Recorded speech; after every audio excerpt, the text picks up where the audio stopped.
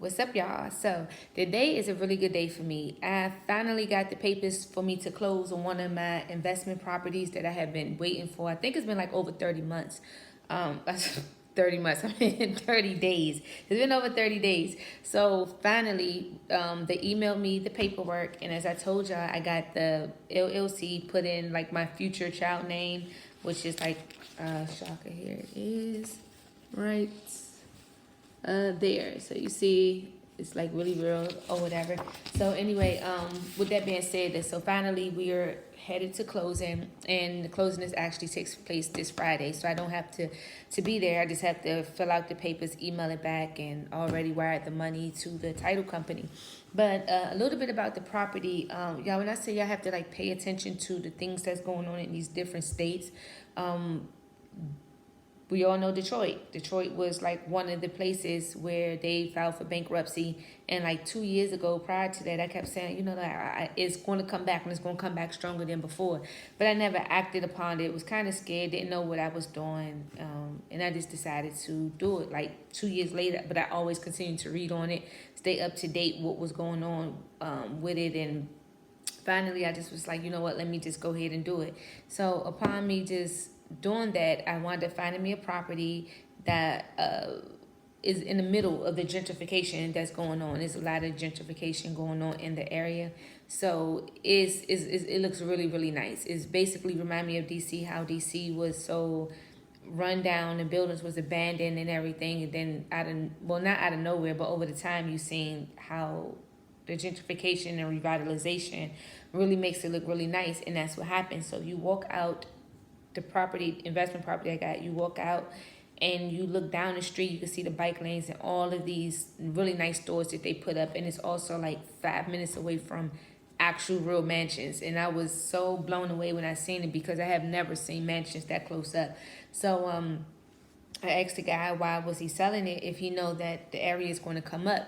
So he basically said that the property had been in the family for quite some time, and they just kind of just want to get rid of it because the sister who name it was in don't want to deal with the property no more. And his wife, he said he told his wife that like, you know, now is the time for us to put money into this property, and she just was like, no, like I'm done with it. So he had no choice but to sell the property. So I was thinking like, wow, well, I'm glad she said that because it benefits me. And then I do agree that I know that the neighborhood is going to be up and coming and, you know, worth some money within a couple of years or so. So anyway, that's just a little background on how I came across this property other than researching and looking every day, staying on the internet all day, looking, searching, contacting the realtor, which I contacted her. I found her.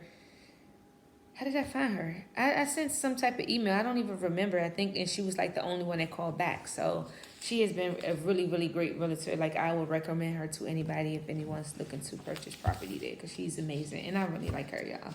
But anyway, here's all the documents for me closing on my first investment property. And I was so excited. I went out to Home Depot and just bought a couple of things to start the renovation, which I'm really excited to do because a lot of the stuff I already know how to do. So I'm just flipping through the papers right now of the breakdown of everything, what needs to be paid, actually looking for my name, where I'm supposed to sign, which I can sign on the behalf of the LLC because I put myself as the acting member to sign on behalf of paperwork. So that's this. And this is my favorite pen that Wellback gave me. So I'm going to be signing my first investment with my favorite pen.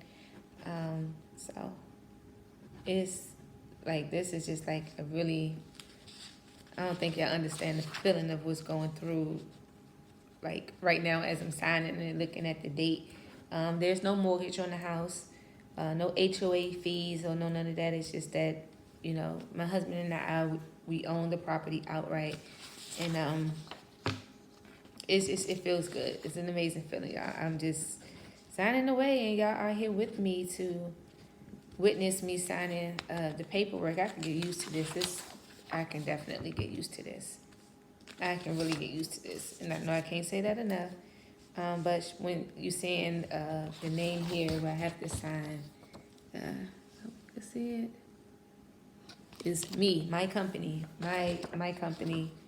Oops, made a mistake. My company to sign there, and it's amazing. So anyway, I wanted to just share that with you all, and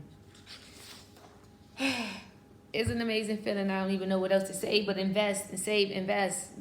I'm not gonna say don't spend your money on a whole bunch of luxury things, because if you can afford it and it's something you want, then do it. But by all means, just make sure that you have your money working for you. Don't just be going and buy all these red bottoms and all this. You got a closet full of expensive stuff and maybe $100 in your account, and there's nothing you can do with those clothes. Like, there's no way that you could really sell them for retail value after you then wore the clothes, you know. So it's just like, this makes sense of the way that we spending our money. And to all y'all dope boys or hustlers, whatever y'all call yourself nowadays, y'all better start investing and buying in the block, because I have talked to several people about investing and stuff. They would prefer to buy their red bottoms than doing what making their money work, because guess what? It is not going to last a long time. Everybody has their run in the streets or whatever, and that money dries up. You go to prison, you use all your money for your commissary, and guess what? You ain't gonna have no more. Then you looking at your mama, your auntie, your daddy,